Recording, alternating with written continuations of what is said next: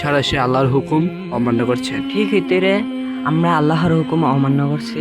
ঠিক বলেছিস। ঠিক বলেছেন ভাই, আমরা তো গরমের কারণে এত কিছু ভেবে দেখিনি। যত গরমই হোক না কেন ভাই, আল্লাহর হুকুম মানতেই হবে। জি, আপনি ঠিকই বলেছেন। এখন থেকে চেষ্টা করব আল্লাহর হুকুম মেনে চলার। দেখেন, আমাদের এই ছোট ছোট ভুলের কারণে বড় বড় গুনাহ হয়ে যায়, যা কাফের হয়ে যাওয়ার মতো।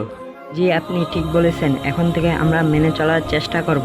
ঠিক আছে ভাই, আপনারা ভালো থাকবেন, আমাদের জন্য দোয়া করবেন। ওকে ভাই, আপনাকে ধন্যবাদ।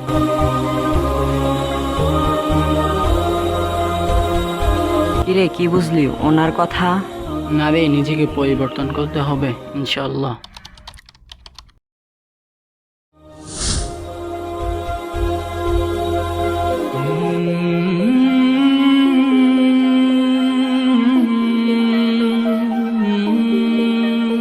এখন থেকে আমরা ইসলামের নিয়মগুলো মেনে চলবো এবং জামাতের